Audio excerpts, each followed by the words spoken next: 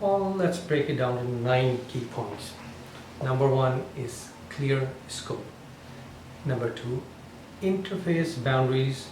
We also refer to this as battery limits. Number 3, execution and change management strategy. Number 4, stakeholder management. Number 5, team formation. Number 6, as-built documentation, because this will go as an input to your engineering.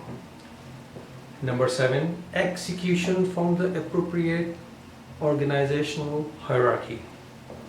Number 8, managing communication.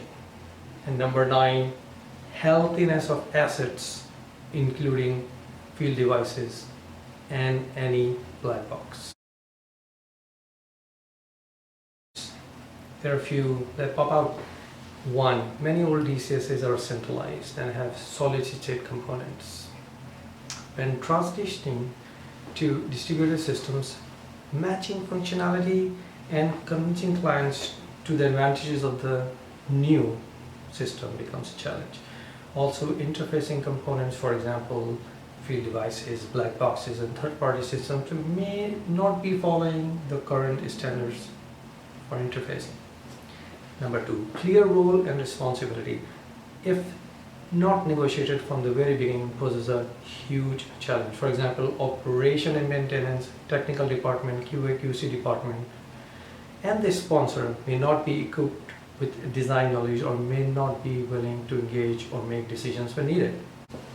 Number 2, clear role and responsibility, if not negotiated from the very beginning, poses a big challenge. For example, operations and maintenance, technical department, QA, QC department, and the sponsor may not be equipped with technical design knowledge or may not be willing to engage or make decisions when required.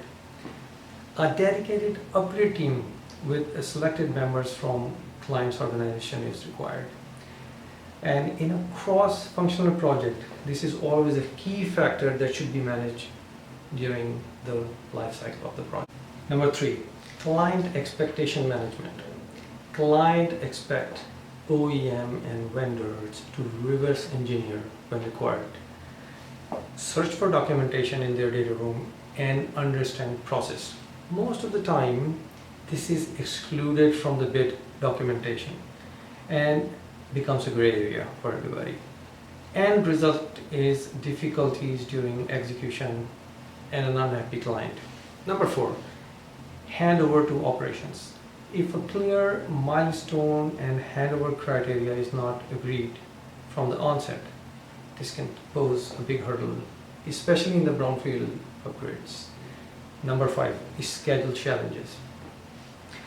In a large plant with many assets, the upgrade project may span multiple years. Many of the upgrades, for example, for boilers, turbines, desalination plants are done during outage seasons when the demand is low. Sometimes upgrade requirements may not get precedence over commercial matters and the unit upgrade may be postponed. This causes huge challenge with resource management, overhead costs, and meeting multiple deadlines. Number 6, many associated BOP, balance of plants, never go on outage as they provide supplies to the whole plant or the whole complex. Live changeover is the only option, and if not properly planned together with key stakeholders, BOP changeovers can become a very challenging endeavor. Well, in projects, especially during execution, the sponsor is not your interfacing partner, and project is executed from the department that is not involved in day-to-day running of the plant. After thorough stakeholder assessment, the project principal or the project manager should advise the client to keep project at the optimal organizational echelon, where there is access available to departmental engineers as well as contractors.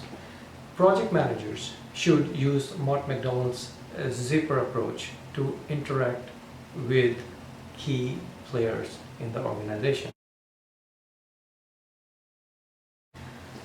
Upfront identification of all constraining factors give an opportunity to engage appropriate key stakeholders. Risk assessment at project level highlights gaps in documentation inputs, design issues, resources, operational issues, execution, and other areas. Hence, risk review should be done periodically and consistently. Risk review increases stakeholders' buy-in, a key factor in any complex project management. This keeps the integrity of endeavor by managing risk at acceptable level throughout the project lifecycle.